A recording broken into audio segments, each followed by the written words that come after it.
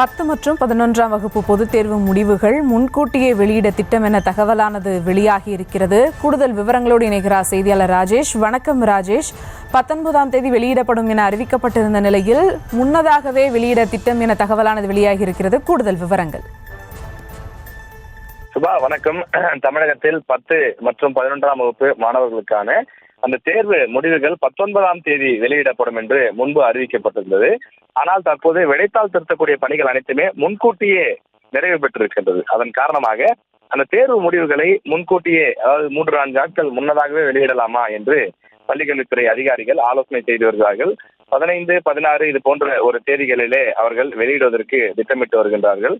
அதற்கான ஆலோசனையிலும் ஈடுபட்டிருக்கிறார்கள். இன்று மதியம் அது தொடர்பான அறிவிப்பு வெளியாகும் என்று எதிர்பார்க்கப்படுகிறது. 10ஆம் வகுப்பு மட்டுமில்லாமல் 11ஆம் வகுப்புக்கும் சமீபத்திய ஆண்டுகளாக பொதுத் தேர்வு நடைபெற்று வருகிறது. எனவே பொதுத் தேர்வு முடிவுகள் அவர்கள் அந்த பாடங்களில் வெற்றி பெறவில்லை என்று சொன்னால் அவர்களுடைய அந்த குமுலேட்டிவ் மார்க் ஷீட்டிலே அது இடம்பெறும். எனவே அந்த தேர்விலும் அவர்கள் கட்டாயம் வெற்றி பெற வேண்டிய தேவை இருக்கின்றது. மதிப்பெண்கள் பார்க்கப்படும். எனவே அந்த காரணத்திற்காக அந்த 10ஆம் வகுப்பு பொதுத் தேர்வு முடிவுகளை காலையிலும் 11ஆம் வகுப்பு பொதுத் தேர்வு முடிவுகளை மதியமும் வெளியிடுவதற்கு, ஒரே நாளில் வெளியிடுவதற்கு திட்டமிட்டிருப்பதாக தகவல் வெளியாகி இருக்கிறது. முன்னதாக 12ஆம் வகுப்புக்கான பொதுத் தேர்வு முடிவுகள் முன்னொரு தேதியிலே அறிவிக்கப்பட்ட நிலையில் பிறகு முன்கூட்டியே அந்த தேர்வு முடிவுகள் வெளியிடப்பட்டது.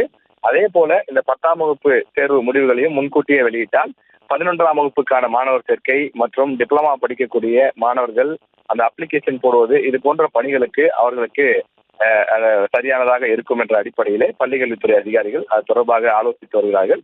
இன்று மதியம் எந்த தேதியிலே அந்த அறிவிப்பு வெளியாக இருக்கிறது என்பது தொடர்பாக நமக்கு தகவல் கிடைக்க உள்ளது. விவரங்களுக்கு நன்றி ராஜேஷ்.